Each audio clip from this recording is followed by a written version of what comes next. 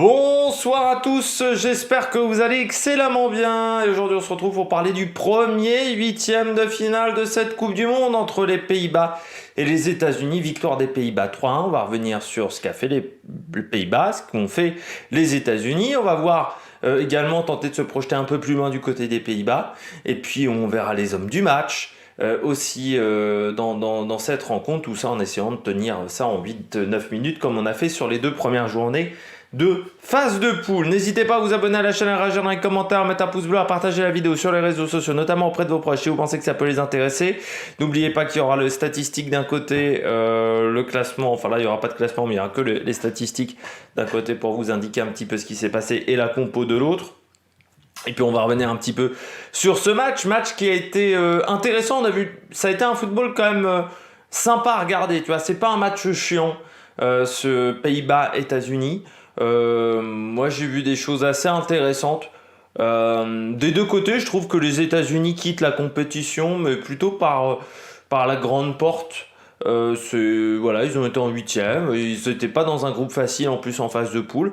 Je trouve qu'il y a beaucoup de choses satisfaisantes à retenir de la part des États-Unis sur ce huitième de finale. Et du côté des Pays-Bas, c'est bien, mais il va falloir faire encore mieux pour les prochains matchs parce que j'ai peur que sinon ça s'arrête dès les quarts de finale pour les Pays-Bas. Est-ce que cette équipe est capable de encore passer un step? Là, ils ont joué mais face à une équipe des États-Unis qui a fait des erreurs. Ce qui va arriver ensuite, c'est certainement l'Argentine. L'Argentine ne commettra pas autant d'erreurs. Ça sera peut-être pas aussi facile pour les Pays-Bas sur le prochain match et ça sera intéressant de voir comment ils arrivent à se débrouiller face à une équipe un petit peu plus musclée. On commence tout de suite par les Pays-Bas. Moi, ce que j'ai aimé du côté des Pays-Bas, c'est le premier but. Le premier but, c'est une touche de balle, sauf un joueur qui va amener le ballon. Qui est, je crois, Gakpo. Mais sinon, c'est une touche de balle. C'est une touche de balle chez tout le monde. Et tu as 10 secondes entre ce qui part de la défense et ce qui arrive du côté du but. Ce qui fait que la défense américaine n'a pas vu le ballon, est complètement prise de court. Et en plus, la finition de Depay est fantastique parce que c'est pas si facile que ça de marquer ce but-là et il est parfaitement placé. Enfin voilà, le but est magnifique, la construction du but est magnifique, mais le but, même le tir est magnifique et c'est important pour Depay parce que il a eu un début de compétition, on l'a peu fait jouer. Là, il a joué 60, je sais plus combien, mais bien 70 minutes. Donc c'est important pour lui d'avoir du temps de jeu et de prendre de la confiance parce que un attaquant qui est en confiance, c'est toujours mieux pour une équipe, pour une Coupe du Monde. C'est pas obligatoire de demander à l'équipe de France, que ce soit en 2018 ou en 98, l'attaquant de pointe n'avait pas marqué. Mais c'est quand même mieux quand tu as un joueur comme ça, offensif, qui est performant. Et en 98, on avait des joueurs offensifs qui étaient en confiance. Je pense notamment à Thierry Henry. Et en 2018 aussi, je pense notamment à Mbappé. Cette équipe également, c'est du pragmatisme, l'équipe des Pays-Bas. C'est-à-dire qu'ils n'ont pas besoin de beaucoup d'occasions pour être dangereux. Là, il y a 11 tirs, 6 tirs cadrés, 3 buts. Et le premier but, c'est sur la première occasion. Le deuxième but, c'est sur la deuxième occasion. En première mi-temps, ils n'ont pas 150 tirs. Les deux vont au bout. Ça, c'est aussi très intéressant pour une équipe de foot de réussir à concrétiser tout de suite cet temps fort, surtout quand on va arriver dans les matchs qui comptent. Parce que en quart, demi et finale, on rentre dans une autre compétition. Je le dis, moi je découpe une Coupe du Monde en 3 temps. Vous avez les 2 premiers matchs de phase de poule, le dernier match de phase de poule et le 8e qui parfois est assez similaire parce que parfois en dernier match de phase de poule c'est déjà un 16e pour pas mal d'équipes, notamment dans cette Coupe du Monde. Et puis après vous avez quart, demi et finale où là faut tout donner et ça joue parfois sur des détails. Et notamment les Pays-Bas, il y a un détail qui est très intéressant, c'est que cette équipe arrive à marquer sur très peu d'occasions. Donc il y a un vrai pragmatique. Je vais trouver également cette équipe beaucoup plus agressive que lors du match face au Sénégal et que lors du deuxième match également. J'ai trouvé beaucoup plus agressive, beaucoup plus intéressante. Face au Qatar, j'avais regardé un petit peu la rencontre, je suivais les 2 rencontres en même temps. Mais je trouvais qu'ils étaient un petit peu en difficulté en deuxième mi-temps, donc là c'est mieux, je trouvais plus d'agressivité. En fait, j'ai vu que cette équipe a progressé. Par contre, elle n'a pas suffisamment progressé pour aller taper l'Argentine. Mais elle a progressé entre la phase de poule et les huitièmes de finale, ça c'est clair et net. Cette équipe des Pays-Bas était beaucoup plus intéressante à regarder et à voir jouer lors de cette demi-finale que dans cette finale. Ce que j'ai pas aimé, moi, c'est déjà elle n'a pas eu beaucoup de ballons. Surtout la première mi-temps, c'est compliqué. Ils ont peu de possession. Dans le dernier quart d'heure, vraiment, les États-Unis poussent fort. Heureusement, ils arrivent à bloquer ça en marquant un deuxième but. Mais 40% de possession de balle, forcément, c'est se mettre en danger. Donc, ça, c'est pas évident. Et puis, je trouve que malgré le fait qu'on joue parfois en bloc bas, la défense est fragile. Les États-Unis ont quand même eu 17 tirs.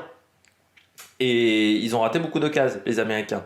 C'est pour ça qu'ils sont pas au bout. Donc c'est là-dessus où il va falloir progresser, c'est sur la défense. Je trouve que cette défense, ils n'ont pas encore trouvé le bon rapport, la bonne carburation avec cette défense. Il faudra faire mieux sur les prochains matchs, sinon ça peut être compliqué, même s'ils ont un très bon gardien qui a sauvé la patrie, notamment dans la fin de cette première mi-temps. Noppert, très très bon gardien, belle agilité en plus, il n'est pas facile à battre. Demandé notamment aux États-Unis. Du côté des Américains, moi ce que j'ai aimé, c'est cette envie de jouer. C'est-à-dire cette équipe des États-Unis, elle a envie de faire vivre le ballon, elle a envie de jouer, elle a envie de... Voilà, c'est un peu un football virevoltant. Et c'est vrai que je préfère toujours un peu plus ça que le football un peu cadenassé. Bon, on préfère tout ça, même si parfois, comme je dis, jouer moche, ça permet de gagner des matchs. Demandez à la France face à la Belgique. On revient toujours à ce match-là, c'est terrible. Hein, même 4 ans après. Mais le problème, c'est qu'ils ont gâché énormément d'occasions. Ça a été terrible. Beaucoup d'occasions gâchées, soit par du déchet technique, c'est-à-dire on fait le mauvais geste et on ne peut pas tirer, soit par... parfois un peu trop de collectif, notamment il y a une action avec Robinson où il faut qu'il tire. Il ne faut pas qu'il essaye de faire la passe à un coéquipier.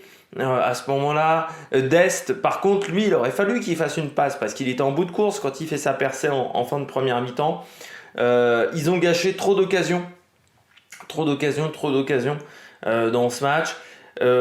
Fébrile défensivement, c'est-à-dire que sur 2 actions dangereuses, les Néerlandais marquent.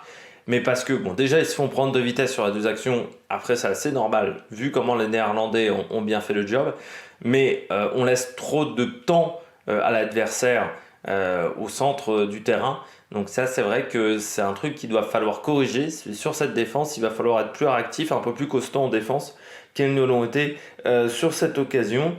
Donc voilà, des mauvais choix en attaque, parfois des problèmes de passe, également des occasions gâchées, des déchets techniques, et puis aussi physiquement, on les sentait un petit peu carbo, hein, ces Américains. Dès la fin de la première mi-temps, je les ai sentis assez fatigués. Alors c'était peut-être aussi parce qu'ils venaient de prendre un deuxième but, mais c'est vrai que sur les 5-6 dernières minutes de la première mi-temps, malgré le fait qu'ils poussent, on sent que dès qu'il y a un petit moment d'arrêt de jeu, on va dire, ils ont besoin de souffler.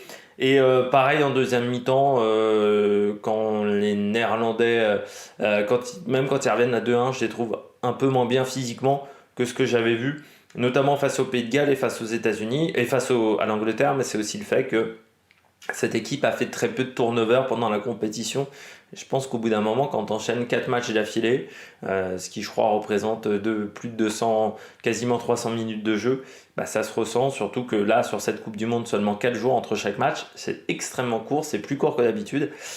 Ça s'est senti et je pense que les équipes qui ont pu faire tourner lors de la dernière rencontre vont avoir un petit avantage par rapport aux autres. On passe aux hommes du match, du côté des hommes du match, du côté des Néerlandais. Moi je dirais Memphis Depay qui a été très bon, je trouve, pendant la rencontre. Frankie de Jong également un peu meilleur que sur les derniers matchs. Les Dumfries, Blind qui marchent chacun un but, mais aussi ils ont été très importants. En même temps, ils avaient aussi de l'espace dans le jeu américain. Et puis Noppert, très costaud aussi, le gardien de but. Moi, je suis toujours pas convaincu par Ake. Je trouve que là, même Van Dijk a pas fait un super match. Donc voilà, je trouve que défensivement, il va falloir faire mieux. Belle rentrée aussi du côté des Néerlandais d'un joueur. C'est Simons. vraiment qui est un très jeune joueur, hein, on en avait parlé lors de la présentation, mais qui a fait une très très belle rentrée lors de cette rencontre. Du côté des Américains, moi je dirais Turner, malgré le fait qu'il se prenne 3 buts, a quand même fait des arrêts assez déterminants. Je trouve que Dust et Robinson, ça marche toujours aussi bien. Par contre, le problème, ça a été Weah et Moussa qu'on a peu vu. Weah, il a gâché beaucoup de ballons. Partie de ces joueurs voilà, qui ont gâché beaucoup d'occasions. Puis Pulisic, qu'on aurait aimé voir un peu plus en deuxième mi-temps. Et je trouve qu'il a été un peu trop discret, mais surtout Weah et Moussa. Moussa, on ne l'a pas vu du match, et Weah, on l'a vu, mais par contre, il a raté beaucoup d'occasions. Donc ça, c'était un vrai problème. On se projette sur la suite de la compétition.